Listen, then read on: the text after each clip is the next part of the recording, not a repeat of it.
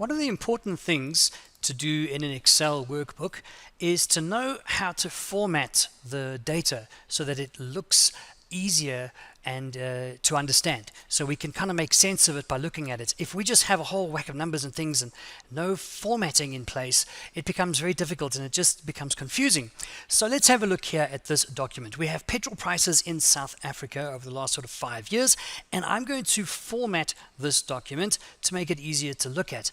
The first thing that I notice is that my columns are very close together, and that's not helping me. So what I'm going to do is here, column I says delete this column.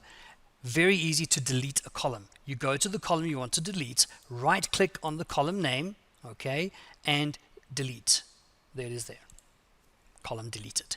There's another column here, column K, JKL. K is hidden. It's been hidden.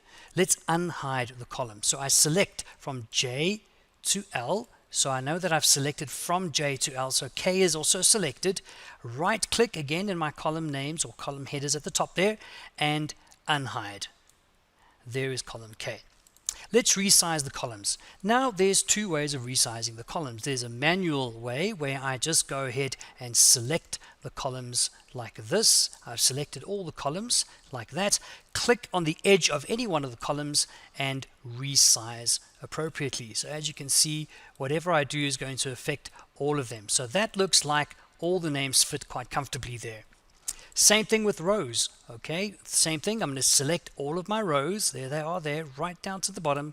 And you can move your mouse onto any edge of any row. You'll see that the cursor changes. And I can click and I can drag my mouse down and it'll then resize that row.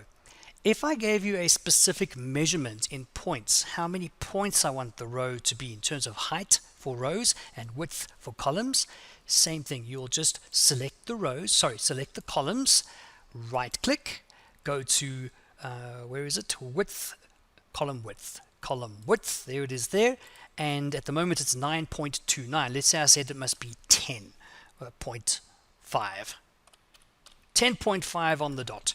Click OK. Now those columns have been resized according to the points 10.5 that I give you. And let's do the rows again. Select the rows, right click and go to height, row height. And in the row height we type in 11.2. I don't know what that's going to look like, but 11.2 is a bit too narrow, so let's change that to 15. 15 is good. 15 on the dot. Perfect. So that is how we can resize column widths and row heights. The other thing is formatting this so that it actually is easier to look at, and that's using borders, colors, shading and that. So let's see here. So petrol prices in South Africa, we can make that bold, bring it up a little bit, and then just like we learned before, I can select all of these cells and I can merge and center or merge across. I'm going to choose merge and center in this situation, and I'm going to just make it a little bit bigger. Perfect. Lovely, lovely. And put that in the middle like that, so it's horizontally centered as well. Sorry, not horizontally, vertically centered. Let's go and fix this over here. So we've got the years and the petrol prices in cents. I'm going to go and put borders around all of that. So do you see, I select the cells that I want to work with. I then go in my home tab. Here's my font settings. Here is my borders. Click all borders. Perfect. Let's go and give these some colors. There's my little paint bucket. That'll give me some colors over there. Coastal, blue like the sea. There we go. Nice. And Gauteng will do green for inland. All right. Here we have the months of the year. Again, let's format that. Bold, italics, underline. Let's go crazy. Borders, fantastic. And let's even change the text direction as well. The orientation. Click over here. Let's angle it clockwise. Great.